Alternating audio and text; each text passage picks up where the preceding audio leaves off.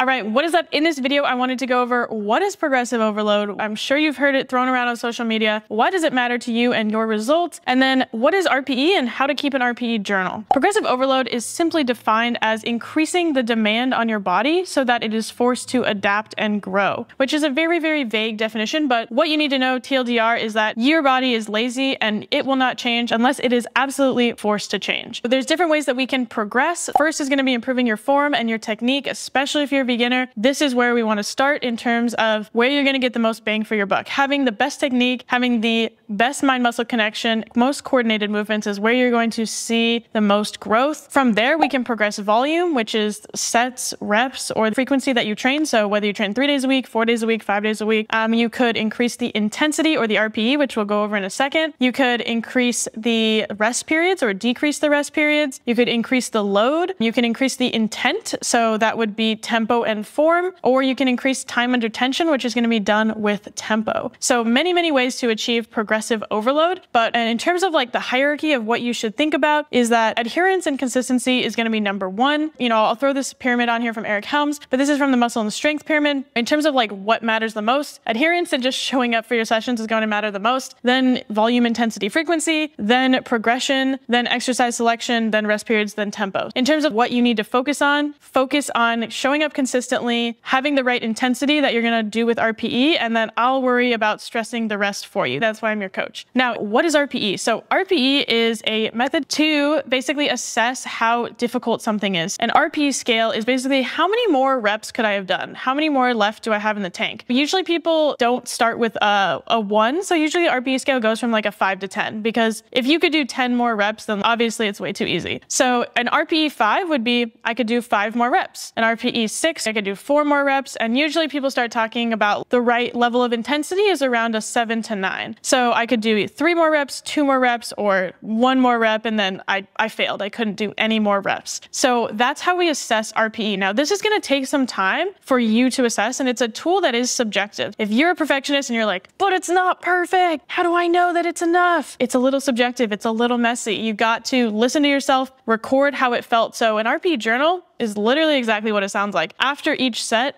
in the app or in a separate journal that you bring with you to the gym or in your notes app, you can record set 1 felt like an RPE 6. Like I probably could have done more. All right. So then you could increase the load, and then you could be like, okay, the next time it felt like an RPE 8, and then the next an RPE 9. And then finally the last set, you're like, I literally could not do the last rep. I hit failure. Really tracking and assessing what an RPE 7, 8, 9 feels like to you is going to be so important for your progression, because I'm not there at the gym and there to say like, hey dude, you could have had 5 more. You think this is an RPE 9, but nah, like this is not your best. You have so much more in you. Like this was an RPE 6. Another way to do this is by looking at your videos when you film yourself. So looking at your video and you're realizing like, wow, I'm just chilling. It looks like it's way too easy is another way to assess RPE. But keeping an RPE journal at least for a few weeks is going to be a really good way for you to mentally pick up on, okay, how many more do I think I had left? And that's the easiest way to think about it. In terms of our work together, eventually you'll see me put things on your program like last set to failure. So what that means is that your RPE is going to be high enough that it's challenging. So around at least a 6 to 7. And then by the time that you get to the last set, you should be at an RPE 9 to 10. So you're taking that last set to total failure. Hopefully this video was helpful in terms of telling you what the deal is with progressive overload, how your body's actually going to change and adapt, how to assess, are you training hard enough? Are you lifting heavy enough? And is your intensity in the right spot so that you can progress?